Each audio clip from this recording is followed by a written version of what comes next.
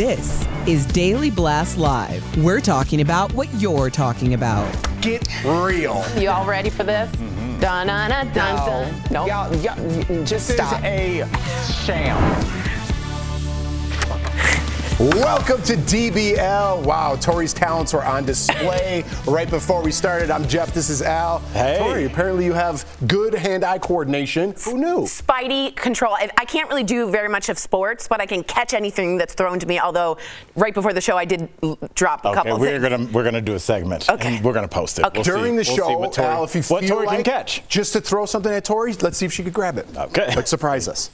And Tori. All right, let's get started. Disney came under fire yesterday for its live-action remake of the classic fairy tale. We talked about it, Snow White and the Seven Dwarfs. Peter Dinklage said Disney was smart to cast Latina actress Rachel Zegler as Snow White. The story itself, though, is problematic. Let's listen.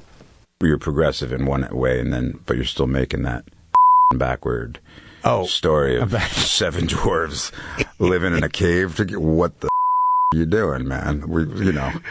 Have I done nothing to advance the cause from my soapbox? I guess I'm not loud enough. Disney is responding, saying to avoid reinforcing stereotypes, we are taking a different approach with these 7 characters. They also said they're working with members of the dwarfism community. Speaking of which, TMZ caught up with Brad Williams, a comedian who had this to say about the whole thing.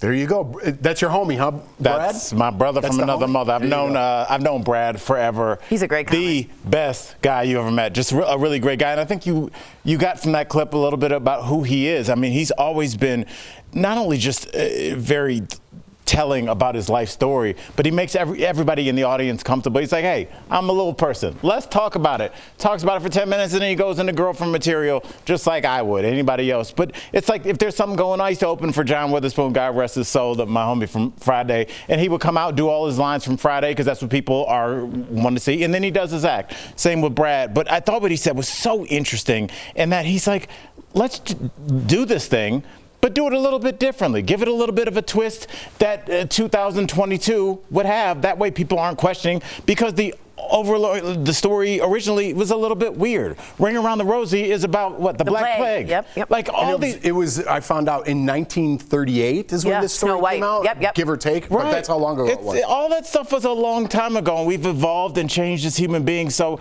I think these stories, maybe at their core, are good, and they are a link to the past, but I think we do need to change them in order to save them moving forward. I don't understand why Disney chose to do this. I don't understand the because plus. It's a classic. I understand.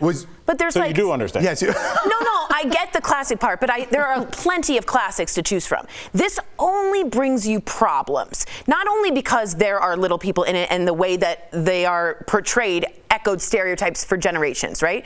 They're also super old, and she's a super young person. She also gets kissed without consent. So there's all these issues in Snow White. And I'm not trying to be too woke. I'm simply saying I'm a big corporation like Disney. Why choose, out of all of the classics, this one that could really upset people? Why not do a new story because with little brand people? recognition. So do Sleeping Beauty. Sleeping Beauty probably also is like... In terms with little people? I'm just saying this particular... It doesn't have to be little people, but isn't Sleeping Beauty... without consent. I know, but why choose this, to me, that has a perfect storm of like the older people and the young girl, the consent and the little people, to do as a live action? I wouldn't say this is a perfect storm. I wouldn't go that far. I don't think the story I think it's very antiquated. Again, 1930s. So why do it? But anything so that you look back, if you did something from the 90s, it's antiquated. If you look at 2022 goggles, that's a good looking point. backwards from the early 2000s, 90s, 80s, 70s, all the way to the 30s, you find problems with every single That's fine, but why story. spend the money to redo it then? But maybe people didn't realize, right? Obviously they didn't. They wouldn't have put in all this money. But what is the answer now? Do we change the story like Brad suggested, which is a great suggestion? Then do a different story. Do we keep the classics? Do we ban the classics? Where do we go from here? I just don't know why you have to put money into something I think like that. your kids watch in Encanto and Moana. those are classics, but not yet. Like when your kids They are 50, in my house. yeah, but when they're 50, their kids will be watching that. Right. So it's like it takes a while. We probably do have classics now. They just haven't had enough time to age yet. I honestly think that anything that we pull from anywhere, you're talking to a comedian. Yeah. If I saw a set of mine from 2003, I'd be like, oh my goodness. But would like, you recreate it and spend all this money to do? That's what I'm saying. Is it for this controversy? Did they do this so we would all be talking about it? I don't think they foresaw the controversy. Really? I think they remake it every movie? year because there's a new generation of kids, just like they remake Transformers every year. All of these things that Black Panther's been around forever. All the Avengers have been around forever. But you're missing my point. On TV. All of those don't have 7 old little people, men, that are living with a young woman. That causes issues. Then you have the marginalized people. Then you have the non-consent. Why pick that movie? Because of brand recognition. Pick a different one. That one has no good for moving forward. And leave it as a classic. Just don't rebrand it and spend money on it. Why? I think if you rebrand anything, you're going to run into these problems. You mentioned Sleeping Beauty. Already, boom, we thought of a problem. And is it a classic if you change it? No, it's not the same story anymore. It's not the same story. So then why do it? Let's do Thanksgiving this year, but it's going to be Funyuns. Yeah. It's like, no, it's not Thanksgiving. Right, so why do it? I got more. I'd be down for a Funyuns Thanksgiving. They need to give a little bit more time. Moana, bring in some Encanto. They need to update their Disney on Ice. Just saying. All right, it looks like Neil Young is fed up with Spotify. He reportedly sent a letter to the streaming service demanding his music be removed. He's upset, of course, over vaccine misinformation shared on Joe Rogan's podcast. The letter reportedly said he wanted all of his music off their platform because Spotify is spreading fake information about vaccines, potentially causing death to those who believe the, quote, disinformation. Now, I don't think it's any disinformation. I was trying to put that together. I like Joe Rogan, and I like Neil Young. But I don't like every Neil Young song, and I don't like everything Joe Rogan has to say. Isn't there some discernment? By the way, I think Neil Young's going to lose this battle. I actually don't. Really? Yeah. And you think Spotify's going to get rid of the #1 podcast in the world for Neil Young? Hundreds of millions of dollars. I understand that, but look at the precedent of other social media companies, right? Twitter, Facebook, YouTube, Instagram, they have banned people for the exact same reason. Misinformation or disinformation about COVID, which I think we can all say fairly is dangerous, right? Which is something that as a private company, you need to be worried about as your own reputation. I understand the amount of money, but do you have any, and maybe they don't, morals about spreading something and information that we can say Joe Rogan does that might hurt people in the future? Here's my question to you. How many stockholder meetings have been held about morals? Well, in Twitter, it certainly happened, and on Facebook and Instagram, it certainly happened. YouTube, those aren't real places. No, but they're real companies, and they all you can make the argument that Twitter rode, because I know you're referring to Trump and the things he was doing before he and was, other people like Marjorie Taylor Greene has just been banned. Trump was everything on Twitter. And no matter how you feel about that man, he brought so much attention to the Twitter platform. So once he was out of office, or about to be, then he's banned. But they, just like every other company, rode Trump and his viewers and the attention he brought to their platform right up until the end. And then when he did not get that second term, it's like, oh, we can't believe you said that. You're out of here now. So I don't. These companies, their hands have some blood on them too. I agree, but they took action. And so if I'm saying it was over. But I'm following those steps. Marjorie Taylor Greene is not allowed, right? People are not allowed on YouTube. Politicians, congresswomen that are currently in office because they're spreading lies. Why wouldn't Spotify also follow that? Because she ain't Joe Rogan and she ain't Donald Trump. Trump's banned, dude. Massive. That's my point. After 4 years, after he brought a ton of people to their platform, then he was banned. I think Jack Dorsey and the rest of them really felt bad about banning, but they had to because of it. I don't think it had to do with him. Let's take it this way. Aren't you for free speech? Yeah, but this has nothing to do with free speech. It absolutely does. It certainly doesn't. I'm talking about the Twitter world now and YouTube. That's a private company. Banning. Free speech is about the government not telling me I can't say something. You can't shut down one side of a conversation because you don't agree with it. Of course not, but it literally, Trump literally crossed all these boxes. Take Trump out of it. It's too controversial. Whoever it is that has been banned has crossed off too many things that they have put in the fine print as clauses that you must adhere to. They're a private company. They can have those rules and they can kick you out if you're not following. No shoes, no service. How would you feel if Jack Dorsey was a super huge Republican and kicking all the Democrats off of. That's his private right. What do you think Fox does? You think that's okay? I think if you are a private company, you have nothing to do with freedom of speech, and I wish our audience got that. That is the government preventing me from saying something outside. It has nothing to do with a private company and what they want to keep. But aren't you tired of hearing just one side of the story? And again, I don't think everything Joe Rogan says is gospel, right? I disagree with a lot of what he says, but he is the only voice speaking up for the other side. And I'm not talking about vaccines. I'm talking about in general, right? The media just paints this picture with a broad brush, and we're supposed to eat this by the spoonful. And he is the only voice, and now we're trying to silence that voice. But agree with them or don't agree with them, you got to hear both sides for people to have a conversation and get to the bottom of it. If you're saying you don't agree with what I'm saying, and by the way, I'm triple vaxxed if you want to talk about vaccine conversations, but even I'm not allowed to question anything in the vaccine universe, even though I'm triple vaxxed. Because words matter, and you have a platform, and so does he. And when he says things... But why am I not allowed to say, hey, is there anything more we could do? Could I take vitamin D? That's not what Neil Young has a problem with. He specifically has a problem with the vaccine status that is coming out of Joe Rogan's mouth, which, in my opinion, is hurting people and perhaps even legally. I just hear... And Spotify has every right to say... But he's having doctors on the show. He also has people that are climate change deniers. I just listened to one. So you've got to say at some point, Spotify has every right to say, this is my private business. You're no longer welcome. So you want us all just to line up like North Korea and believe what the leader says? Do you think Twitter's like that? I think Twitter has back and forth. You should tell our audience Spotify didn't do that, though. Spotify has not taken Joe Rogan off the air. This is just a request from Neil Young. So Spotify, a company that exists, as far as I know, in America in 2022 that is interested in turning a profit, they have not taken Joe Rogan off the air. I don't think they will. And I don't think they will until he's not as popular. When there's a new Joe Rogan and he's gray in the beard and he's an old man, they'll be like, you know what? We don't like what he said. Let me tell you something. He's out of here. But right now, while he's making money, these companies are also making money. Okay. Let me tell you something. It's not just going to be Neil Young, though. It's going to be a domino effect of strong Spotify artists with power that will come out. You're right. And listen, I respect your side, Tori. 100%. I respect yours, too. And I'm not just sticking up for Joe Rogan in general. I'm just sticking up for a voice that can't be heard on mainstream media. This is one person, okay?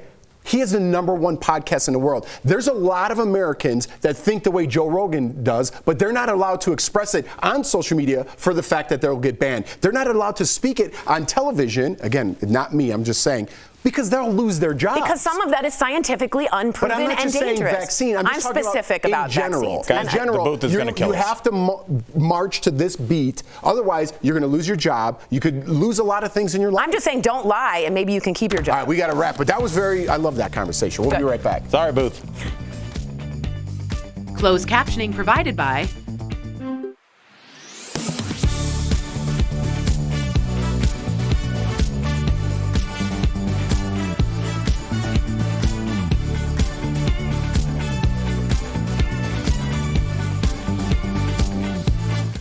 I need a water. To bring this, so I love these conversations like this. You know, it's not like again, my reputation might come off Still like friendly. I'm totally right-winged and all this. I'm not. I'm telling you, I'm in the middle of the road. I stick up for just having conversation because we're not going to get to the bottom of anything unless we have that conversation. If you're banning people and just putting them away, it sounds super silly, but I was on Big Brother, right? If you're living in a house with somebody and don't know what they're thinking because you're not having that conversation, it could lose you the game, right? We're living in a world where how are we supposed to know what everybody's thinking unless we talk about it? If you're banning people and just pushing them away, you're never going to know what they think. Joe Rogan has the #1 podcast in the nation, okay?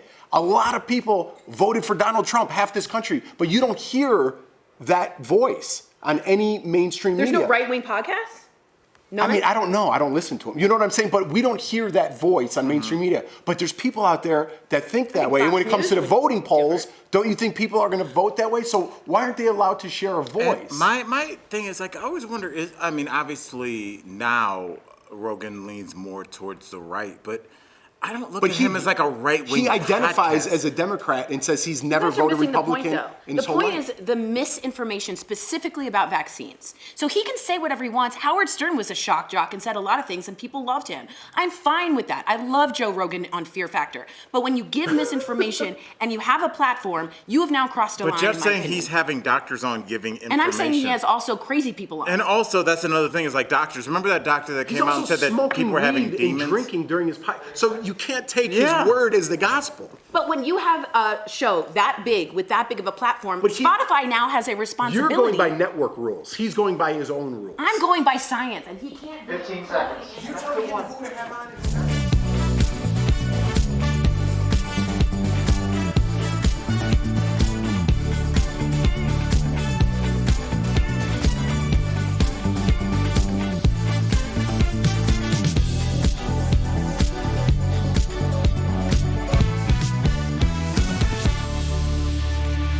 Ooh, the conversation went on at the break.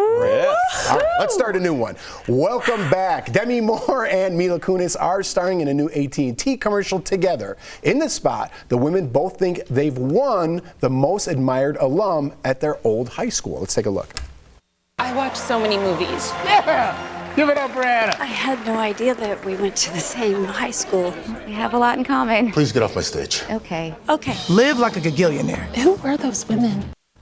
So they actually did go to the same high school in LA, but they also married the same guy, of course, which I didn't put together in the morning meeting. Are you guys stupid? Demi was married to Ashton Kutcher from 2005 to 2013. Mila and Ashton are currently married, and they have 2 kids. Yeah, I was reading the script. I was like, oh, that's right. I can't believe it. How do you say Ashton? What's his name? Ashton Kutcher? Kutcher, yeah. Okay, I thought you said Kutcher. Just gonna make fun of you. So basically, yeah, just say that. Okay. Say, I'm gonna make fun of you. I did. She wanted to make fun of you. Don't say, excuse me. The booth asked. How do you pronounce? The booth asked me to make fun of you. First of all, how cool is this? And also, Demi Moore, I always want to make sure I get it right. She's cool with like Bruce Willis and her kids. She seems very open about past relationships. Love this. Think it's funny, but doesn't Ashton have a type? They look so similar. They do. Don't they? I mean, I do think it's cool, and I think it does reinforce the message that, because I lived this, that you married Ashton Kutcher? I did. It was before Demi, We kept it on the low. But yeah, no, I mean, I lived this, that the person that I'm currently with, who I love, is very friendly and cool with my ex-wife. Right. Because why not? Why? I think it seems very antiquated to just spend your whole life with this anger and this, resentment towards somebody's ex that you had no relation to. That's not your story. That's not your chapter. And I hope that this lets a lot of people, helps them let that go, because it's just like a lot of, Jeff's ex-wife is here. Like, you're going to think that for the rest of your life? Right. You got to let that go. You're going to hold on to that anger? It's a big deal. It's like, be friends. It's okay. I think we're seeing more and more examples of this, right? Even with Bruce Willis on that side. And Lisa Bonet, remember that whole family were very open. Yeah, I think we're seeing more examples, to Al's point, and it's going to become a thing of the past. I hope it's a thing. You still hate your wife? It's 20 years, man. Yeah, that's weird. It's strange. It gets a little weird. Let it go. Coming up on DBL, Tori's favorite, Gwyneth Paltrow reveals her Goop Valentine's Day gift guide. But are any of these items realistic? No.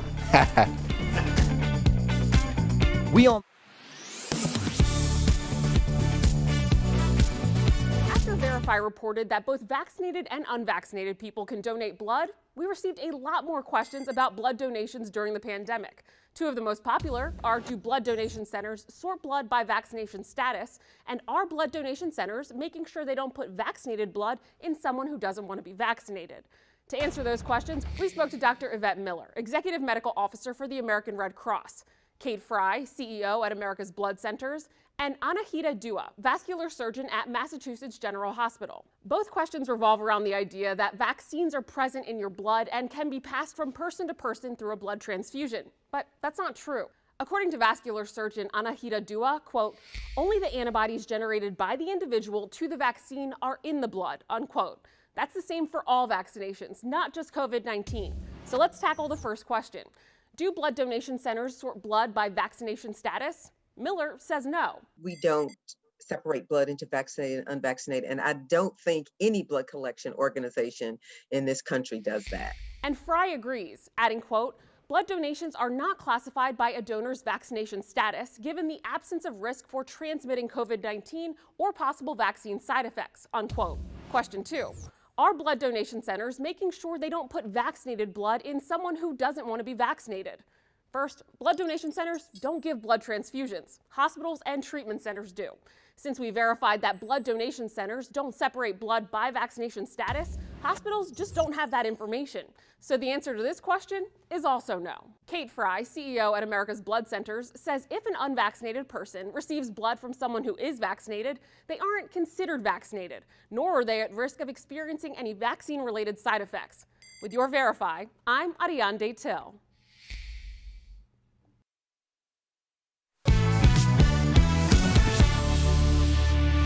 Welcome back. It's that time of year again. Tori, your favorite person, Gwyneth Paltrow, has some ideas for Valentine's Day. Have you seen any of these? I just was looking. Oh, I didn't want you to see because some of these are Tori's gonna get upset. All right, here are some of Gwyneth's picks from her Valentine's Day gift guide. First, treat yourself with the champagne vending machine.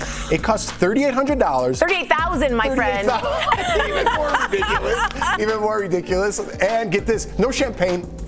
Doesn't come with champagne. It's just the vending machine? Yeah, sold separately. No, okay, I can't. Are you on my side now? All right, you know, I try and be Team GP. That's a rough one. Okay. I like that you guys are already fired up because it gets better. All right, if you really want to splurge, check out these ruby earrings for $77,000. Oh my God, those are stunning. You can find a fake pair at, what's that, in the mall? Yeah, Claire's. Go to Claire's. Get your ears pierced. Yeah, there you go. You can tell who had sisters. Gwyneth also recommends a silent retreat for $1,100. I guess if you want to get away from your partner or you could just not talk for free. Totally true. Just go in the woods for a little while. Close your mouth. A walk in the woods? Close your mouth. There you go. All right, how about these antique oak claw hands come on. for $95? But get this, Gwyneth says they can help get you and your partner in the mood. Dude. But if that's not your thing, they also double as a cookbook stand. Dude, Two very different things. You know, like get like some $20 Amazon salad. Why would that get you in a mood? Yeah, claw me. What are those for? Back scratching? Don't do that. What is that for? I don't know. You get in the mood with this mug. Yeah. Or you could drink out of it. Yeah. There's a sex journal for couples. It's only $26. Hey, that's something you could afford, right? Yeah, but just. I think it's just a blank notebook, Yeah, and then you write down like it says sex on it. last night. But it's from Gwyneth Paltrow. It's from GP. And finally, the famous candle, right? Oh God. All right, so for anyone who is recently single, this candle is called This Smells Like My Prenup Candle. Does it have the same ring to it? I don't understand. It just seems like this is a website for people that hate their money. And they just try and I want to get this away from me as quickly. Like when you hear about like a rock star and they blow their money, but you read about how they blew it, you're like, cool. I get it, bro. Right, Private jets, yachts. Right. Like this is just like, do you want a blank notebook for $26? You can get it for 60 cents. So that weird. was the line of the day. Tori, you got to top that. Oh, I can't. That's hilarious. What do you think about that? Well, first of all, I'm looking at some of them, and it's like stay in a mirrored treehouse in Sweden for $5,000 a night. Like you're right. It's for people that just have no excess. Tori, let's stop hating. Which one would you take? Which one would you pay for if you had to? And you can't go with the notebook. You can't go with. What do you mean? Does money matter in this whole thing? This is Jeff, but you got to pay for something fairly expensive. I think I would do the silent retreat for $1,000 because the $1,000 would at least make me. I'd be like, I'm paying for this. I'm going to be quiet. That would be my only. In Buddhism, what would you do? Maybe the hand. You know, because the claws? Two purposes. I like to cook, and I like the latter as well. It's a salad spinner, and I like the silent retreat too. And just so you know, in Buddhism, silent retreats are very normal, and you really have to be very quiet with yourself, and a lot of stuff comes up. So that's interesting, and not that pricey for what you're getting. What? You should try a silent retreat on the show. Yeah, let's start now. There you go. We'll be right back.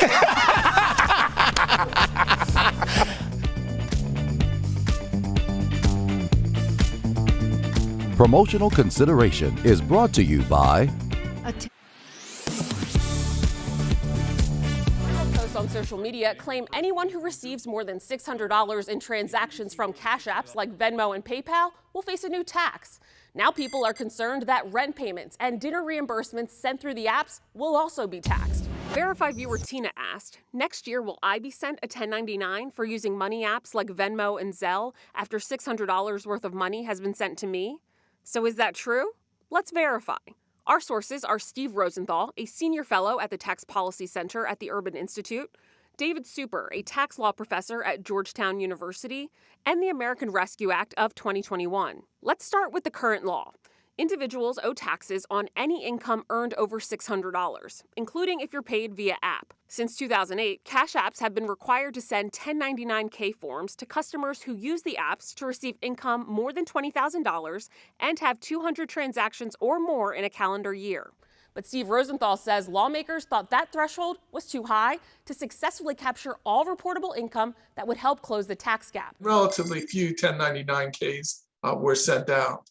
But next year, the threshold is going to be much lower. So what changes on January 1st, 2022? Well, that's when the threshold drops to $600 and there's no transaction minimum. Now there are going to be many more 1099-Ks reported. That does not mean just because you receive an information report that you have taxable income. If you receive more than $600 from a friend or family member as a gift or reimbursement like shared utilities or travel costs, Rosenthal says you may receive a 1099-K form from the app, but you won't have to report the transaction to the IRS as an earning. According to David Super, a tax law professor at Georgetown University, quote, "This proposal does not change what is taxable or what is deductible. It merely seeks to achieve more honest reporting about what income is received and what deductible expenses are made," unquote. So we can verify this claim as true. You likely will receive a 1099-K from a money app if you receive more than $600 on the app in a year, but that doesn't mean you owe more taxes. With your Verify, I'm Ariane Till. Winter weather is one of the main causes of the dreaded pothole. That's because roads are more than just the asphalt on the surface. That's just the top layer. Underneath is a thick layer of rocks and soil. Sometimes when it rains, that water can seep below the asphalt. When freezing temperatures hit, the water under the road's surface expands, shifting stuff around. And when it melts, the pressure from something like, say, a car can cave in the pavement, creating a pothole. It gets really bad when you get into a cycle of freezing and thawing. The afternoon sun can melt the water while colder temperatures at night freeze it again. It creates a cycle where the subsurface of the road is constantly shifting and can create some pretty massive potholes. And while salt can help keep ice and snow off roads, it can also make the pothole problem worse. That's because it lowers the freezing temperature of water, which means you can sometimes increase the frequency of the freezing and thawing cycle when extreme cold hits. All this can lead to a pretty bumpy ride by the time spring arrives.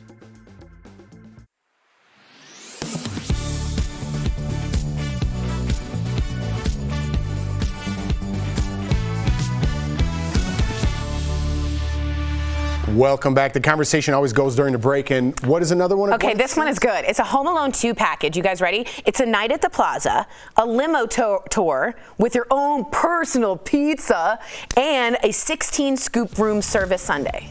How much?